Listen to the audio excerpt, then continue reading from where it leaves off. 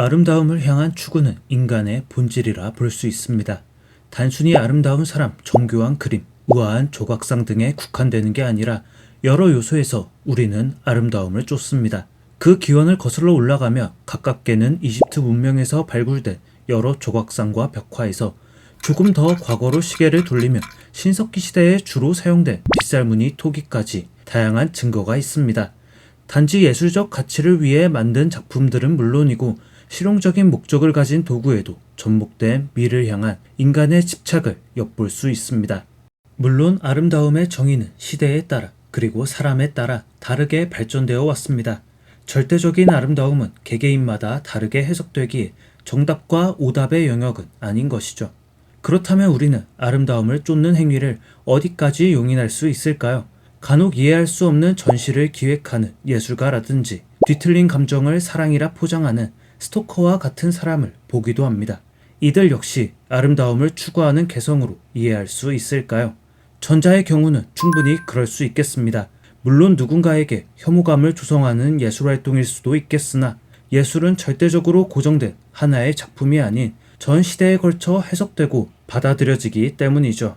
그 과정에서 윤리적인 문제가 발생하기도 하나 시대의 인식이 법리의 변화가 평가를 180도 바꿔놓기도 합니다. 후자의 경우는 아름다움의 추구라고 보기 어렵겠습니다. 물론 국가에 따라 시대에 따라 이를 열렬한 사랑으로 포장하기도 하나 누군가의 의사에 반하여 이런 행위를 한다는 건 용납되기 어려운 문제입니다. 실제 사회 문제로 번지는 사건들도 뉴스를 통해 어렵지 않게 볼 수 있습니다. 오늘은 해석하는 바에 따라 전자와 후자 그 경계에서 아름다움을 쫓던 소년 이야기를 나누려 합니다.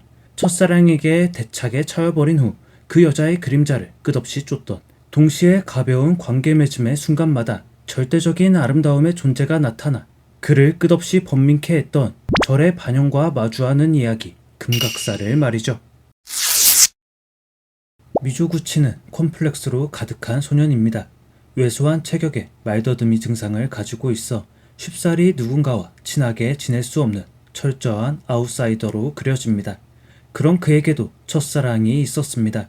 일방적인 짝사랑이긴 했으나 우이코라는 예쁜 여자아이를 좋아하게 된 것이죠. 용기를 내 그녀가 지나는 길목에서 기다리다 우이코의 앞길을 막아서는 미조구치. 우이코는 뜻밖의 행동에 겁을 먹은 듯 보였으나 상대가 말더듬이의 자그마한 남자아이라는 걸 알자 무시하고 가버립니다. 이 일로 숙부에게 크게 질책을 받자 그는 우이코가 죽기를 바랍니다. 그의 바람이 실제가 되는 데까지는 그리 오랜 시간이 걸리지 않았습니다. 군 병원에서 일하던 그녀가 탈영병과 눈이 맞아 헌병에게 쫓기게 된 것이죠. 헌병은 그녀를 위협해 탈영병의 소재를 찾으려 했습니다. 우이코는 순순히 알려주는 듯 했으나 이내 헌병을 제치고 연인을 향해 달립니다. 하지만 절대적 열쇠를 직감한 그가 우이코와 자신의 머리에 총알을 박아 넣음으로써 미조구치의 바람이 기이한 형태로 이루어졌죠. 이후 승려였던 아버지가 돌아가시고 이전부터 친분이 있던 금각사의 주지인 도센 스님 밑에서 도제 생활을 시작합니다. 그리고 그곳에서 우중충한 자신의 모습과 배치되는 양의 세계를 살아가는 스루카와와 교우관계를 맺게 됩니다. 유복한 절의 자제로 구김살 없이 성장한 스루카와는 도제 생활을 거쳐 같은 대학교 진학으로까지 이어집니다. 그곳에서 가시와기와 알게 되며 미조구치의 인생은 다시 한번 요동칩니다. 가시와기는 안짱다리를 가진 사람입니다. 여민적 태도로 교우관계에 관심이 없어 보이는 특징이 되려 미조구치의 관심을 끌게 된 것이죠. 스스로를 어두운 사람이라 생각했던 미조구치였지만 가시와기는 더 깊고 어두운 심연에 가까웠습니다. 그는 자신이 동정을 떼게 된 사건을 설명해주며 크게 왜곡된 도덕관념을 보여주기도 하고 장애를 이용하여 연민이라는 감정을 자극해 이성을 유혹하는 독특한 기술도 선보이죠. 그렇게 유혹한 부잣집 여학생과 가시와기의 하숙집 딸과 기묘한 더블 데이트를 하기도 합니다. 우연하게 사건이 흘러 하숙집 딸과 관계를 맺게 될 것 같던 순간 금각의 환영이 그의 눈앞에 나타납니다. 미조구치는 아무것도 할 수 없었고 자신이 거부당했다 생각한 하숙집 딸은 크게 수치스러워했으며 두 사람 간의 관계는 당연히 틀어지고 맙니다. 그날 밤 미조구치는 스루카와가 교통사고로 죽었다는 비보를 듣게 됩니다. 아버지의 죽음을 두고도 눈물을 흘리지 않던 미조구치는 정말 많은 눈물을 토해냅니다. 이후에도 미조구치가 여자와 관계를 맺으려던 순간 금각의 반영은 그를 괴롭힙니다. 다른 여자와 관계가 이어질 것 같은 결정적 순간마다 금각의 모습이 등장하며 그는 위축되게 됩니다. 동시에 가시화기와 깊은 교우 관계가 되며 학업과는 멀어지게 된 미조구치. 그런 미조구치를 못마땅하게 생각한 도센 스님이 주지를 물려줄 후보에서 그를 제외했음을 공식적으로 선언합니다. 금각사에 자신이 있을 곳이 없다는 걸 절감한 그는 도망치듯 그곳을 떠납니다. 6월 25일 한국전쟁이 발발하자 그는 세계가 몰락하고 파멸할 것이라 확신하게 됩니다. 그리고 그 전에 자신의 손으로 금각사를 불태우기로 마음먹습니다. 그는 철저한 준비 끝에 화재 경보기가 고장난 틈을 타 금각사에 불을 붙입니다. 그곳에서 금각사와 최후를 맞이하려던 그는 3층이 자물쇠가 잠겨있자 마을 뒷산으로 도망치듯 달려갑니다. 그리고 그곳에서 담배 한 대를 태우며 살아야지 라고 다짐합니다. 금각사는 일본의 근대 작가 미시마 유키오의 작품입니다. 실제로 벌어진 금각사 방화 사건을 5년간 철저히 조사하고 재해석한 르포르타주라 볼 수도 있겠습니다. 노벨 문학상 후보에만 5번 올랐을 정도로 그가 쌓아올린 문학적 성취는 일본을 넘어 전 세계적인 인정을 받았는데 그의 명성이 높아지는데 해당 작품이 공헌한 바가 작지 않음은 자세한 설명이 불필요할 정도입니다.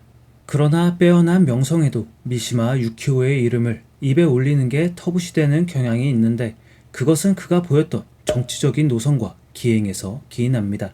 금각사를 집필할 때만 해도 정치와는 멀리 떨어진 예술가의 면모를 보였던 그가 극우주의에 물들며 정치적 성향을 강하게 띠기 시작합니다.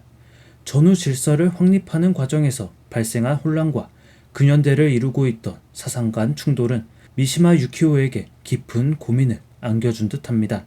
그로 인해 감수성 넘치던 초기 작품들과 달리 조금 더 현실적이고 선이 굵은 남성적 사고를 바탕으로 한 작품들을 만들어내게 되죠. 금각사는 초기 작품과 후기 작품의 경계에 놓인 작품입니다. 대체로 등장인물들의 섬세한 감정선을 따라감과 동시에 금각이라는 절대적인 아름다움이란 가치가 혼재되어 나타나기 때문이죠. 그래도 순수함이 남아있던 유키오였지만 시간이 흘러 사상에 더 깊게 물든 그는 자위대의 걸기를 외치고 할복 자살을 하는 방식으로 자신의 최후를 결정합니다. 그가 보여준 빼어난 재능과 성과와 기인이라는 말로도 설명이 어려운 그의 행동을 엮어서 해석하기도 분리해서 받아들이기도 어려운 부분은 있습니다. 그럼에도 그의 작품만큼은 정치적 성향, 기행과는 조금 떨어뜨려 예술 작품으로만 받아들여서 읽었던 것 같습니다. 작중 주인공 미조구치는 미에 대해 집착을 하는 사람입니다. 사관학교에 다니는 선배의 멋들어진 칼에 흠집을 내는 것을 시작으로 그는 아름다움을 쫓으면서도 경계하는 이중적인 태도를 보입니다. 가장 대표적인 것이 우이코에 대한 그의 마음입니다. 이웃에 살고 있던 우이코를 흠모함과 동시에 거절당한 아픔을 금세 분노로 치환합니다. 그 과정이 다소 맥락이 없던지라 그의 진심은 알기 어려운 어둠 속에 묻혀있는 듯 했죠.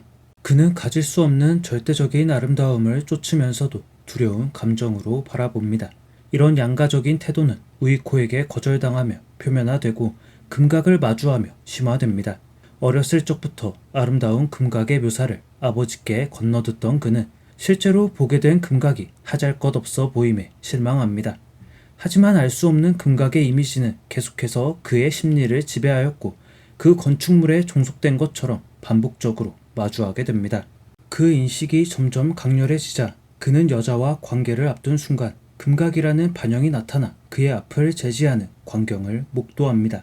이는 다양하게 해석될 여지가 있으나 금각이라는 절대적인 아름다움이 치기 어린 욕정의 발로, 그러니까 가짜 아름다움을 추종하는 것을 막아서고 있다고 해석되었습니다. 미조구치는 하숙집 딸 꽃꽂이를 하던 여인과 깊은 유대로 얽힌 관계는 아니었습니다. 어쩌다 때가 맞아서 상대의 상황을 이용하여 자기적으로 연결해둔 엉성하고 헐거운 연대에 가까웠습니다. 그런 그를 꾸짖기라도 하듯 금각은 미조구치를 막아세웁니다. 이는 그가 가진 양심일 수도 있고 선함을 구분하는 도덕적 관념일 수도 있습니다. 하지만 작품 내에서 일관적으로 표현되는 진정한 아름다움의 추구와 그에 반하는 행동을 경계함을 의미한다고 봤습니다. 그 절대적인 아름다움을 미조구치는 자신의 손으로 꺾어버립니다. 경보장치가 꺼진 금각사에 불을 붙임으로써 말이죠.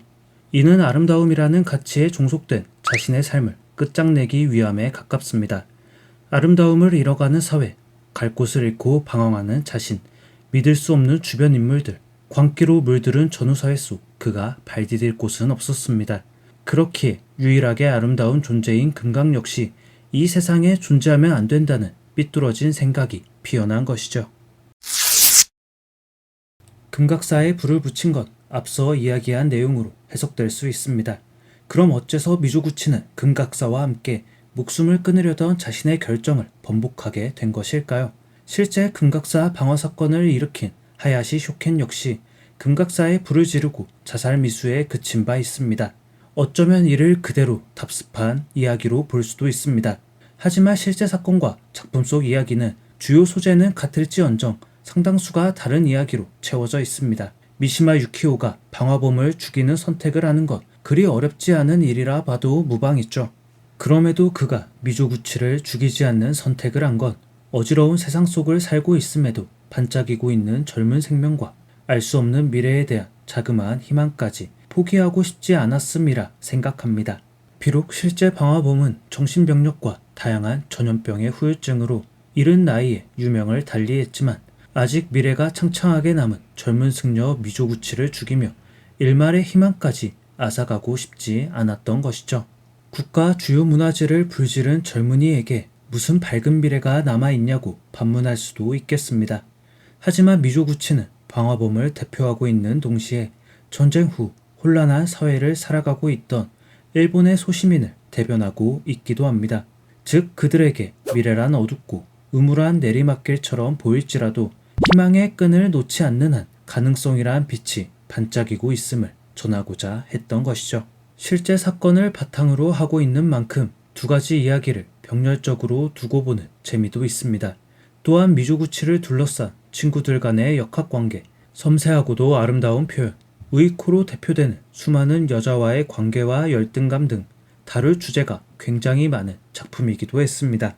미시마 유키오가 했던 정치적 발언과 기행이 이 작품을 읽고 소화하는데 걸림돌이 되지 않았으면 하는 마음으로 리뷰를 만들었습니다. 결코 사랑할 수 없던 그의 정치적 행보와는 달리 섬세함과 강인함, 예민함과 대범함이 혼재된 그의 작가 생활의 정수로 일컬어지는 이 책은 독자로서 사랑하지 않고는 배길 수 없는 작품이었으니 말이죠.